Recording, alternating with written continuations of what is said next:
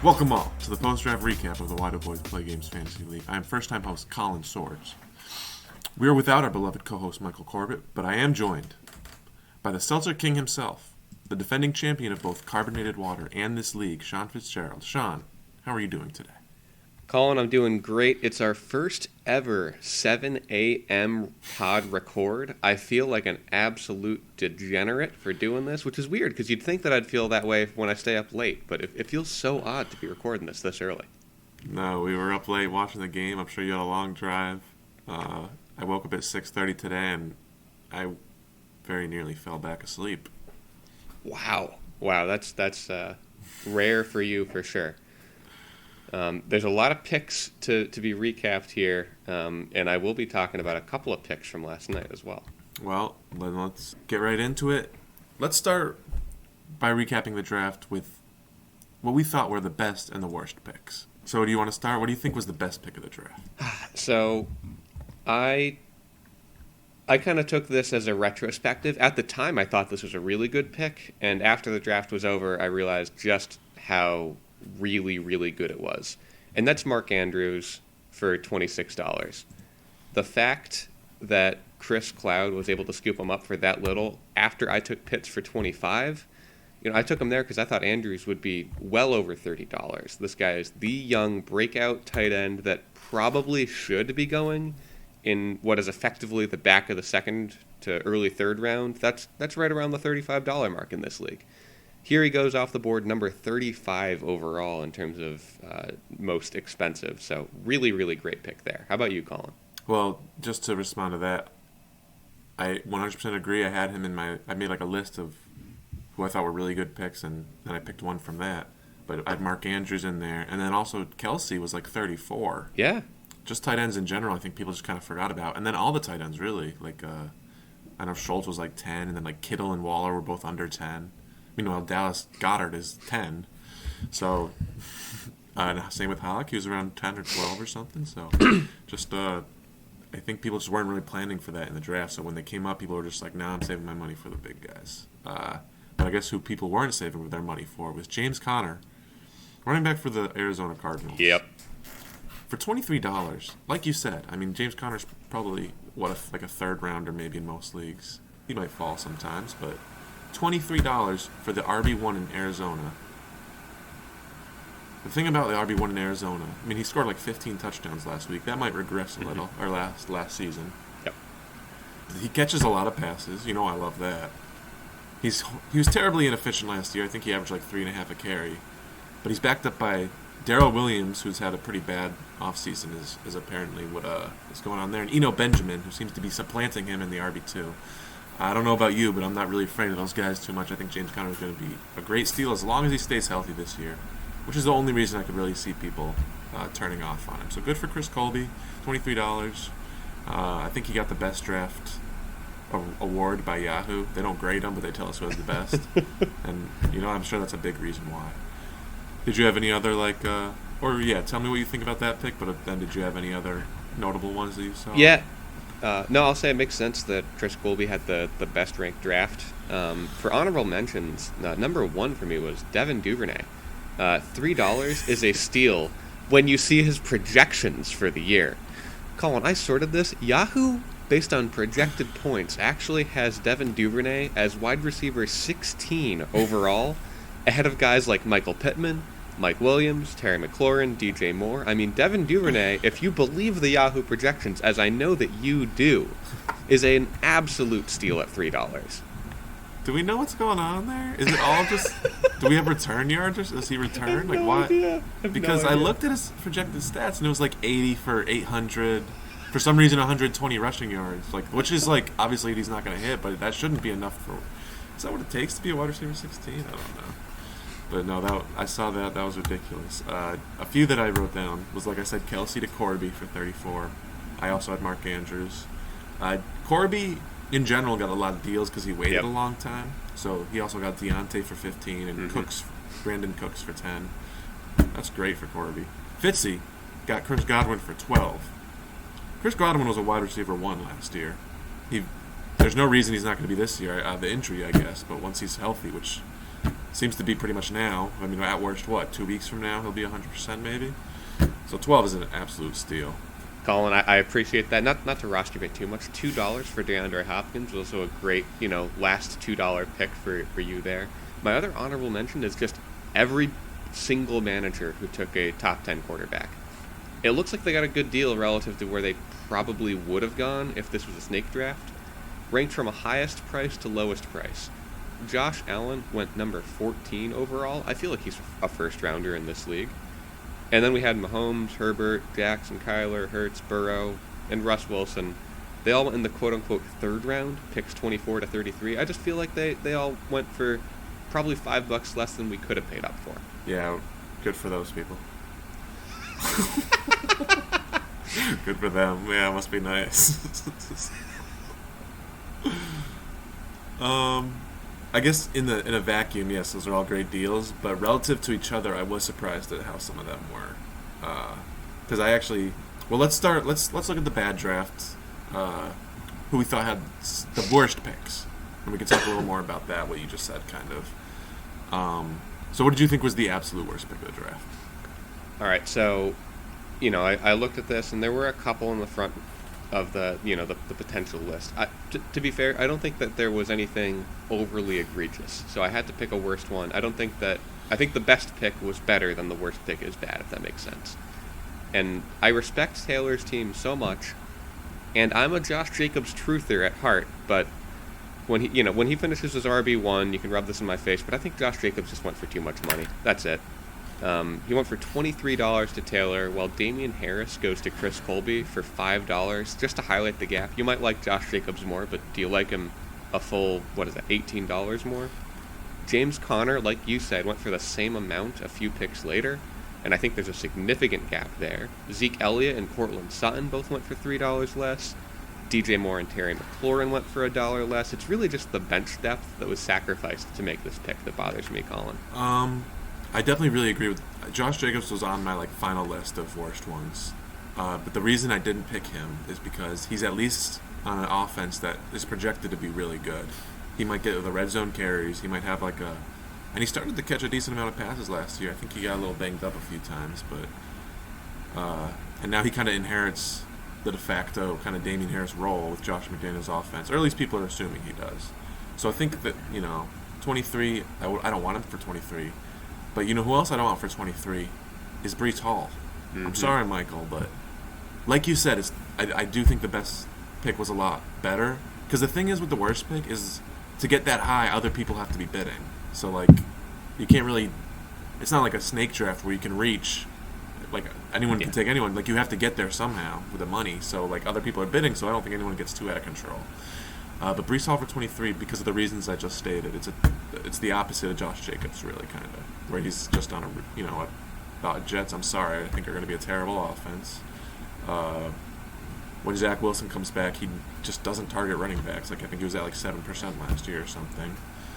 And then he's splitting time with Michael Carter. We'll see what that split is like. Maybe it's just a smoke screen, but Michael Carter was decent last year. He deserves some touches. So I get the Jets bias. Mike has 3 or 4 Jets on his team, but I'm not a Breece Hall believer this year.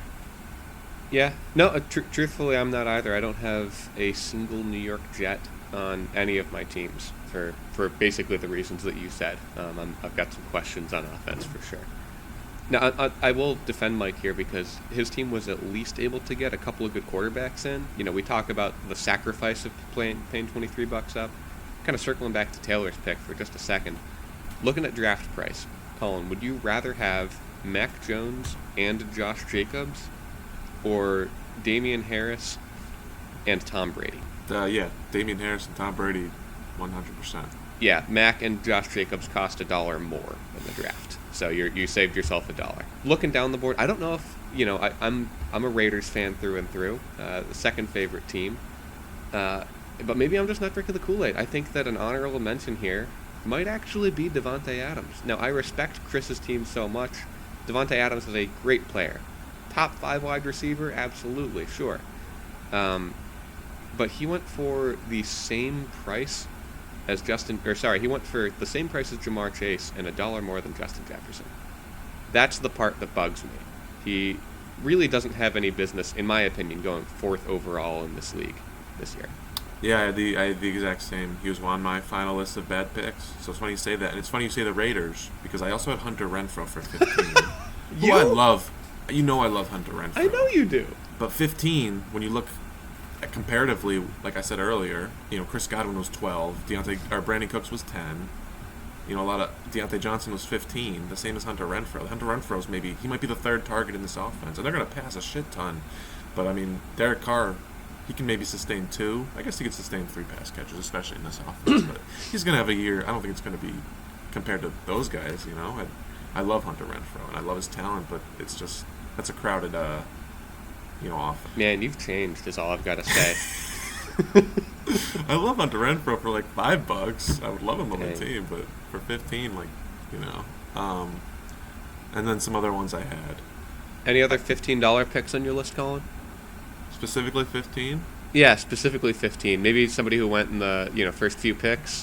What, Dameon Pierce? I really don't think it's that. I mean, I didn't want him, but I don't think looking. I don't think it's fine. that bad. We were all clowning you during the draft. I really don't think it's that bad. Right, and then I looked later. I was looking at auction values. I was looking at other people's auction results and online, and I think I got a deal. I don't want him.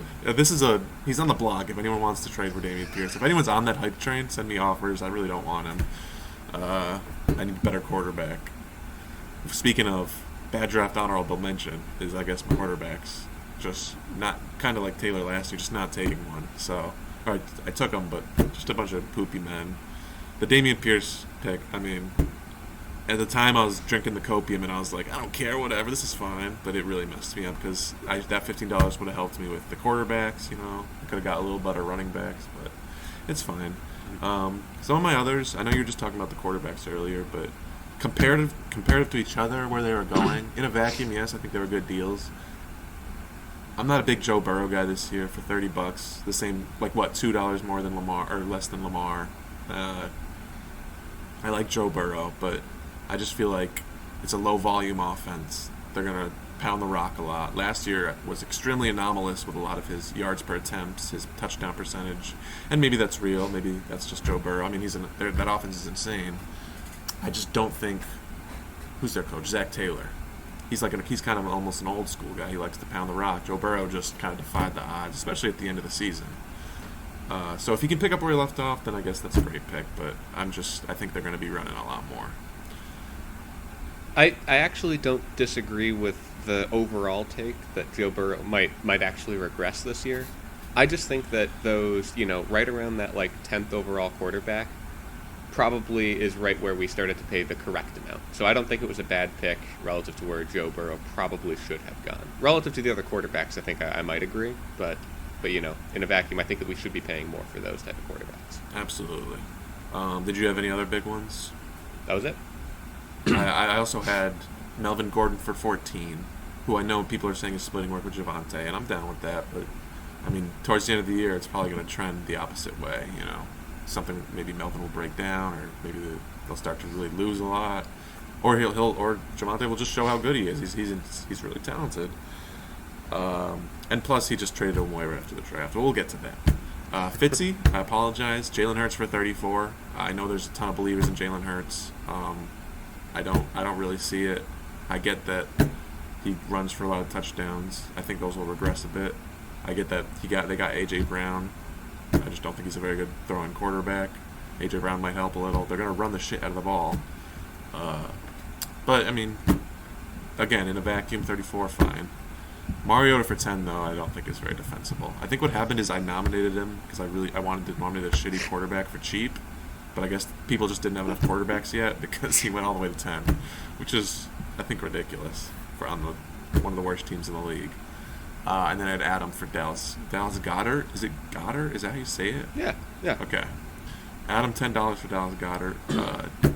Above George Kittle, Waller, same price I think is Hawk. And I don't know, same price as Schultz. I think a little cheaper than Hawk. Same thing with Jalen Hurts. It's his third or fourth target. He's behind A.J. Brown, Devontae Smith. Maybe one of the running backs or something. It's the third target. But do you want the third target on a team that passes for less than 200 yards a game? I don't. They'll probably pass for a little more, but so I was that's gonna all. say, I think I got a bet of the week coming up here. I'm not that low on Jalen Hurts. I just don't. I think that's too much. But he'll be top 10 easy, but I don't think he'll be like top 3.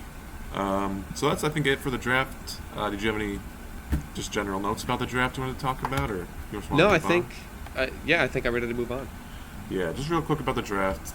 Um, you know, you go in and you have a plan. I think maybe a lot of people feel this way, or maybe not, and that's what auctions are. Just fantasy, like chaos incarnate, is what I think. That's what I like about them. I don't like snakes that much. Snakes are cool. They're easy to prepare for. You can't prepare for an auction, so you just get in there and everything's just on fire, and you have to like decide which fires to put out, and it's just like my plan going in. I just want to explain myself for a second. I was like, I really want to get good flexes. I want to have a deep team, and I did that. But you have to make sacrifices, and my sacrifices was every single position, besides like wide receiver. Like the worst quarterbacks in the league, the worst running backs. I think I spent like $6 on running. Oh no, Damian Pierce was there. But the plan, that was my plan, was to spend nothing on running backs, have better quarterbacks. Damian Pierce messed it up, and then tight end I had Evan Ingram. Okay, let's talk about the trade that happened. The trades that happened the day after the draft. So the first trade that happened was Brandy trading away Tom Brady and Chris Olave to the commissioner, Tyler, cash money for Rashad Bateman and Baker Mayfield. Just for context, Brady was $25, Olave was $1, $26 on Brandy's side. Rashad Bateman and Baker Mayfield were both 10. So, I mean, I was upset by it because I needed a quarterback. I would have been happy to trade with Brandy. But in terms of a $26 to $20 value, like ratio, that's, I guess, okay. But I do think you could have done better, Brandy. Yeah, I mean, I see why Brandy made the trade, right? 3 good quarterbacks, needed an upgrade at the flex spot. I would not be excited to be starting Chris Olave week 1, so I'd be much more excited to be starting Rashad Bateman, absolutely. I think I do lean Tyler's side in overall value, but it's one of those rare trades that actually could work out best for both teams. Yeah, I think I'm just a little lower on Bateman for most. Just having, I guess maybe because I owned Sure. him last year. Although he was number 2 to Hollywood, but still, I don't know. I don't think he even really passes the eye test that much. I watched him play. We'll see. I'm just salty about it. I'm heavy on his side because I think Baker, he needed quarterbacks pretty bad, or at least a second quarterback. He had Dak and Baker, and then like nobody else really. So I'm excited for not excited for his team, but good for him for a huge upgrade. Second trade. This happened Thursday night, like about 5 minutes before the Rams-Bills game. Chris Patino trading Melvin Gordon and Cooper Kupp for A.J. Brown and Ezekiel Elliott. Let me put this in context again, because Cooper Kupp went for $58. He must have been, the third most expensive player. Melvin Gordon went for $14. That's a $72 value right there. Zeke went for $26 and A.J. Brown went for $20. 72, I'm sorry. 72 and 46. $26 difference. Chris, that's a terrible trade. I just don't understand when you're trading these huge names. Shop around a little. Why would you take like one of the... I guess you sent the offer for some reason. You guys were making offers. I don't know. I'm very frustrated again. I probably couldn't have traded for Cooper Kupp because it looks like you probably need a running back upgrade. But I couldn't have given you that. But I just think you could have got so much better from someone else. Tyler had already done a trade that I'm very much on his side for, so he just continues to stack his team. And now he's got, I think, one of the best teams in the league. So good for Tyler. It's frustrating for me. Chris, I thought you learned your lesson last year about trading away. You over-traded last year is what happened to your team. And then you start this year. Cooper Kupp scored, 31 points last night? Yep. So, big L for Chris. But, foresight 0-20 or whatever. We don't know yet. So, maybe A.J. Brown will be wide receiver 1. Yeah. My actual small note here was when you look in the app for Yahoo, it doesn't say Ezekiel Elliott, it says E. Elliott, and it doesn't say A.J. Brown, it says A. Brown. I've got a theory that Chris maybe hasn't paid that much attention to fantasy football in a few years and thought it was Antonio Brown and good Ezekiel Elliott from a few years ago. Who's this Cooper Kupp guy anyway, right? So, other than that, last trade I leaned in Tyler's direction for overall value. I could not lean any further. I'm standing sideways on Tyler's side. I'm leaning all the way toward Tyler, obviously here. Yeah, he was very smug about it, rightfully so. Yeah. I've been there many times, you know. Yeah. I'm the post-draft trade, pillage king. So I can't really be that mad, but I am. So good for Tyler. He's going to have a good year, probably. Let's move on to a little segment called Power Rankings. Oh, boy.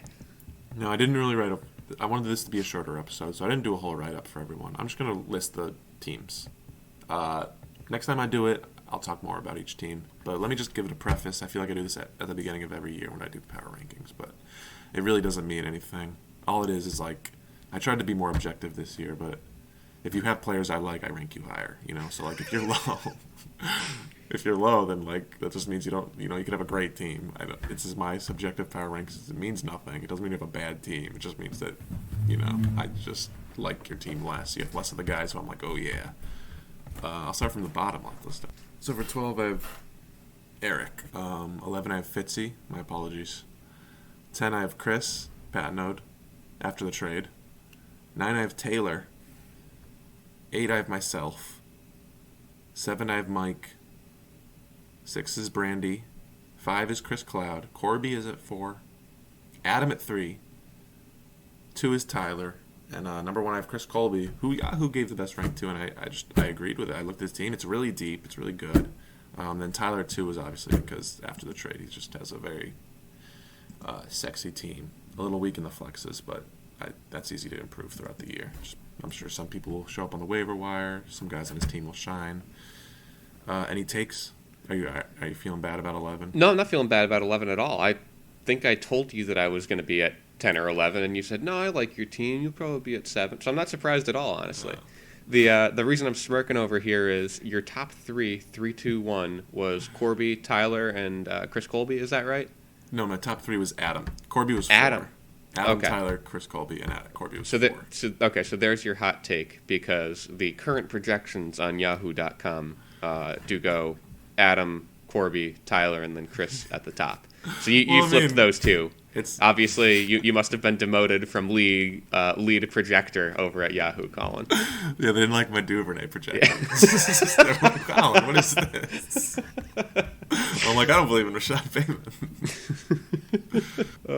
No, great first power rankings. Can't wait to see what happens next week, Colin. I don't know if I'll do them again next week. Maybe next time. Next time I do them. But that's it for power rankings. Fitzy, I know one of your favorite things is team names, and specifically teams that change their names. Are there any that have tickled your fancy this season? So what I'm going to be doing is I'm going to be making sure we give it a shout out every time somebody changes their team name or even team picture here in the season. So I just wanted to start it off with a quick look at going into week 1, who's got a new team name, even from where they finished last year. Starting with Corby, Suds McKenzie. Of course, that's a reference to getting too drunk, but the fact that he drafted Isaiah McKenzie means he gets to keep it. Really like that. I'm going to give that one, probably with the Isaiah McKenzie pick, that's close to a 9 out of 10. That's a great team name. Adam. Adam changes his name from pathetic loser beep beep beep to help X to the help multiplied by help X help dash. I thought we had a 30-character limit. I don't know how many characters this is. I swear that he has somehow broken the Yahoo algorithm. I do like the team picture, and just purely because it's an upgrade over last year's, this one's going to be a 7 out of 10. Great team name, Adam. A couple that have not changed, Bad Luck Bad Boy, FemShep, Bran. Looking forward to what happens there. Next Why Do Boys Make podcast guest. That's a bit presumptuous at this point, Taylor, so we'll see. I don't like that attitude. and of course, Tyler is like the standard bearer of team names. I hope he never changes his team name or picture. But Chris Cloud changes his team name to Seth MacFarlane. It's got that spice of what that I love. That is a week 1 10 out of 10. I love Seth MacFarlane as a team name, and I'm really, really tempted to hop on that bandwagon. Wait, what bandwagon is it, though? The bandwagon of just Random name your people? team whatever. Oh, man. My team name is, at this point, still the People's Champion. Now, it's because I've got two team names in my mind, and it really kind of depends on how week one goes. So I will have a new team name next year. Got to flex for 1 week. Eric still being named Dumbass and still having the picture of when he scored a lot of points is a really good juxtaposition.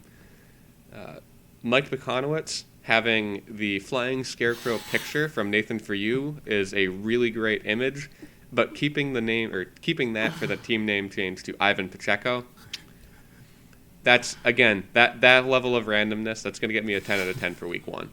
I love that. And then Colin, Waka Flocka Flame. We talked about this one before. You said you feel like it's been done before. You had to Google it to see if it was an original thought. Even the fact that, you could be making up the same knock-knock joke that everyone else has heard, and it's still original. You know what I mean? Like, you came up with it. Love the team picture. That's what ties it together for me. Waka Flocka Flame. I'm going to call it an 8 out of 10 because I know you've got more in you. That's all it is. It's only one player. This is, like, in a vacuum, great team name, but ranked against the scale of Colin, who won the Gamey last year for best team naming. This is going to be an 8 out of 10 to start the year. I 1,000% agree. That was like an early one I came up with, and I was like, but like I can do better than this. It's one team name. If you're gonna, or one player name. If you're gonna do one player name, it better knock it out of the park. It better be a conky dong, Yeah. And Waka Flocka Flame is cool, but yeah, I agree. It's just not there. I'm sure I will. I just didn't want to, and it has to be temporary too, because how long is Flacco going to be a starting quarterback? He's not going to be on my team. Probably like 6 weeks from now. So, or maybe I don't know, something worse happens. Maybe I should keep him around. But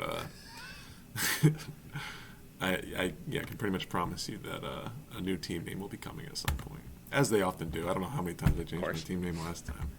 Yeah. All right, so that's it for team names. Maybe we can revisit later in the year. Let's look at the matchups for the year and take our picks. It's gonna be a bit of a speed round for this shortened episode. So let's start with Tyler and Taylor.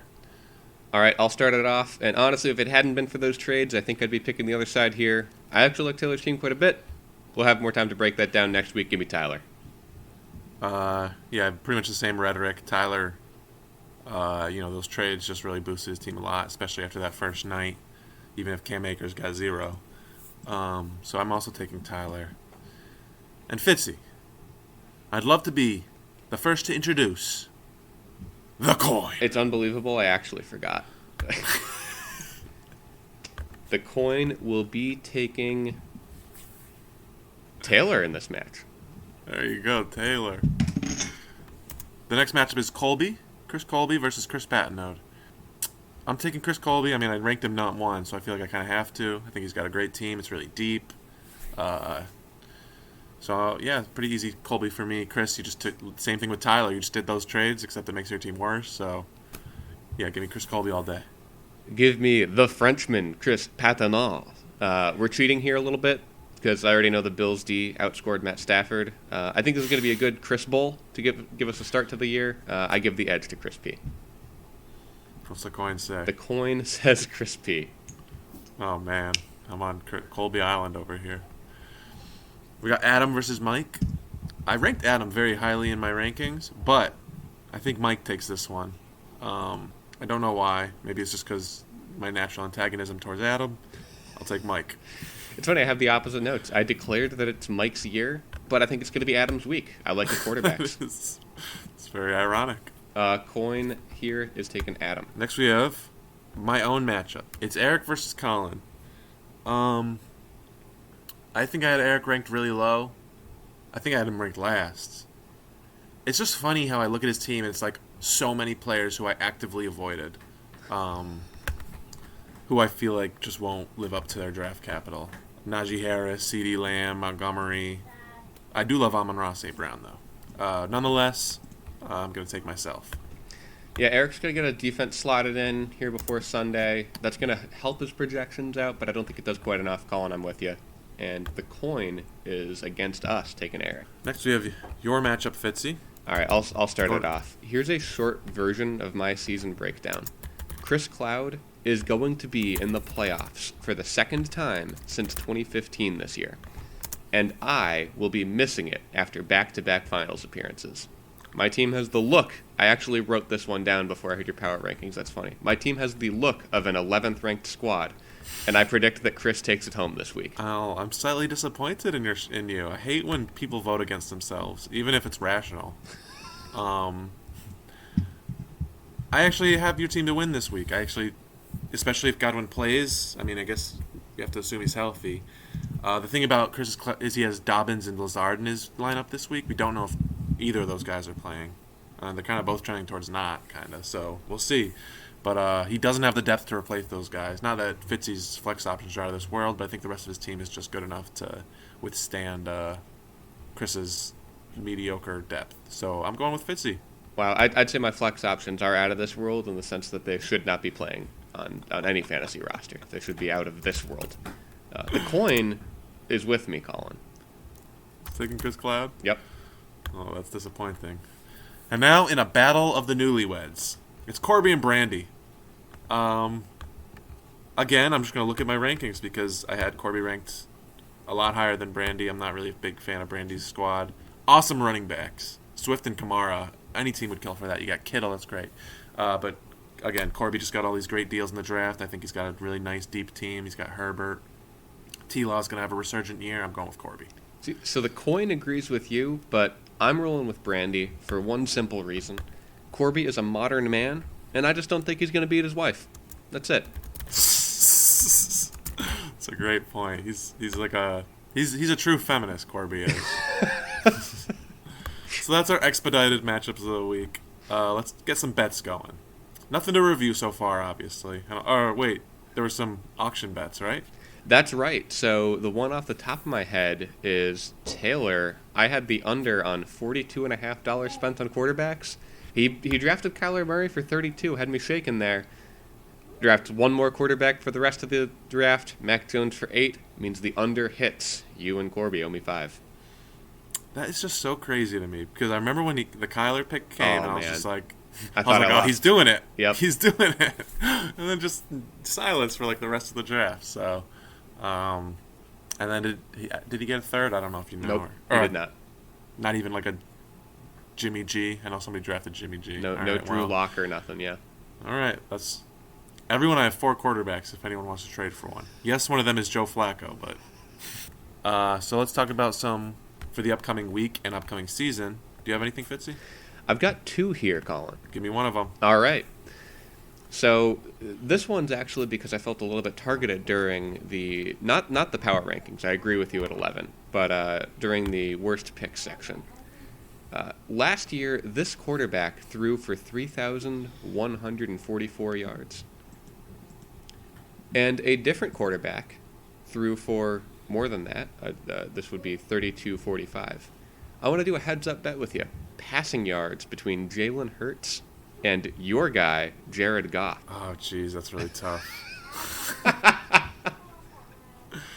So Jared Goff, I think only played 14 games? He played 14 games and still threw for 100 more than Jalen Hurts, who only played 15, but still. Oh, he missed 2? I thought he only missed 1. Jeez. All right, it's a quick contest. I'm just going to say yes because that's more fun. So yes, Jared Goff. Give me Jared Goff, my guy. Give me the runny badger. He's throwing it this year. It's funny you bring Jared Goff up, Fitzy, because I have a similar bet. Now, I was trying to trade you before this game for one of you, well, I guess just Ryan Tannehill. I was going to counter with the other quarterback. The game just came too fast. I wasn't able to trade. Well, I guess we still could make the trade, but it involved Gabe Davis, so that ship has sailed for this week. But I was trying to upgrade my quarterback. You wouldn't budge. I think it was it Carson Wentz or was it Jared? Oh, it was Davis Mills, right? Yep. I was trying to trade you Davis Mills. Well, either way, I feel guilty for not believing in my guy because Jared Goff, he really had a great finish to last year. Once Dan Campbell took over play calling in like week 9, I believe. I mean, you can look it up. His production just skyrocketed. He went from throwing like it did. He went from throwing like 7 touchdowns in the first like 9 weeks to, like 12 in the last 6 or something. Okay. Which isn't like out of this world, but 2 touchdowns a game. That's great. I mean, that's 34 over the year. That's old school Jared Goff. And they have great weapons in that offense. They got Hawk, St. Brown, Williams is coming back, Chark is decent, Swift obviously to throw to. Even Jamal's pretty nice. I believe in Jared Goff this year. I believe him in this week. Do you think that he will finish higher in points than Ryan Tannehill and Justin Fields, your two backups? Your two, not backups, but your two QB2s. On the year or on the week? Just the week. This is just a week bet. Uh, I don't want to be totally invested in Jared Goff on the year. Or would you like to make it a season bet, which I'm fine with? I think I'm invested in them this week, and I think I'd take Tannehill this week. Yeah. Okay. And Justin Fields. If Justin Fields scores more, even though he's not in your starting lineup. That's very generous of you. Yeah. Okay. I'll take that bet instead. I like that. I'm always going to be invested in the Lions. I love the Lions. I love Amon-Ra. My favorite bet last year was Amon-Ra was going to score the most points on the entire Lions squad versus the field, and it worked out. So yeah. I'm with my Lions. I love Jared Goff. I didn't love him like 2 days ago, but then I drafted him. So now I love him. So that's my bet for this week. They'll finish above Fields and Tannehill. Yeah, as far right. as the season goes, I do have one season-long bet. Okay, what do you got? We did a lot of them, I feel like. That's okay. Just gets you more invested. Just like I copied you guys, I wanted to be a part of your overtime fun. In this league, we do something called Fab. All right? You get a certain budget to spend on your free agents every week. Some people are a little more active than others. Now, last year, I believe Chris, I think maybe you bet on Chris to not spend $1 of his Fab last year. Is that correct? It was pick the horse who will spend the least, and I picked Chris, okay. And Corby had Taylor, yes. And then I feel like Chris went the entire season without spending $1. Is that true or no? Do you know if who won or? I actually have that written down here, so give me a quick second. I know I won, and last year Chris Cloud ended the year with $100 in his waiver budget. Yes. And now I feel like that was, I don't feel like that was a coincidence. I feel like maybe he would have spent a few dollars, but he knew that he was a horse in a race, and he had to do his best. Nonetheless, I'd like to renew this bet. Do you have anyone different, or would you still believe in Chris Cloud? Well, how about we take Chris Cloud out of the running because of that $100? Just it's almost like an unfair bet. All right. So absolutely, we'll take him off the page, and then I'll let you pick first. I don't have it in front of me of who finished last year, so I don't know who's particularly inactive. But I'm gonna say, talking to Chris Patnode last week, and everyone was making fun of him. I feel like he seemed really dejected, and he's like, "Yeah, it's like I don't really consider this my main league." One of the most. I mean, he should be kicked out of the league for that statement alone. I agree. With the sentiment, I don't think we should be kicking him out, but I agree with the sentiment. Right, like that. Like this should be your number one league. This is where the big boys come to play. This is the A league. He's talking about the $100 league, which might be more money, but. So I'm taking Chris Patnode. I think we really got him down on this league. Everyone was making fun of him for his terrible trade. Did the same thing last year. 2 years in a row, that's tough to be knocked out by your own fists. So I'm taking Chris Patnode to just give up, and he might spend some money, but I think he'll spend. That's a good pick. However, I've got kind of an opposite take. Even if he doesn't consider this to be his main league, which again, heresy. I feel like he's the type of guy who's going to spend $100 on one person. So I think he's going to actually blow through his entire waiver budget. I'm actually going to take this is sort of an interesting pick here. I'm going to take Chris Colby. And it's not because he's not engaged. Chris Colby had the 5th most roster moves last year, and he still ended the year with $38. Now, I don't know, Chris, avid listener, might be listening and taking notes and thinking he's got to change it up, but I'm going to take basically, I feel like I could take anyone who's not Chris Patnode. I feel like he's going to spend all 100. I truly believe that. Chris Colby, maybe going a little conservative in the waivers. So, give me Chris C versus Chris P. Yeah, I definitely agree with the inverse of what I said, which is that Chris messed up his team, Chris Patnode. Yeah. And now he's going to have to spend up to get new players, and I get that. So it could come back to bite me in the butt. Do you have it in front of you? Do you know what Chris Patnode finished with last year? He finished with 0. Fuck. All right, I guess a bad pick. But at least we're not picking, I don't know, like what you guys did last year, Taylor and Chris Cloud, who I guess you kind of know will be inactive a little bit. Good. And Colin, it's almost a shame. I would have really hated to leave this week without making this bet with you. It's a season long. And, I gave one Corby v. Brandy last week. Last week on the pod, we were picking over-under wins, and I picked Chris Cloud to the under on 5.5. Colin, you have changed your draft strategy in a terrible way. Chris Cloud changed his draft strategy in a pretty good one. I like his team a lot. I think that Chris Cloud will finish over Colin in adjusted ranking. Well, just for context, I have Chris Cloud 5. I have him in the top half of the league. I agree with you that he has a good team. I have myself 8. But? But I'm always going to bet on myself.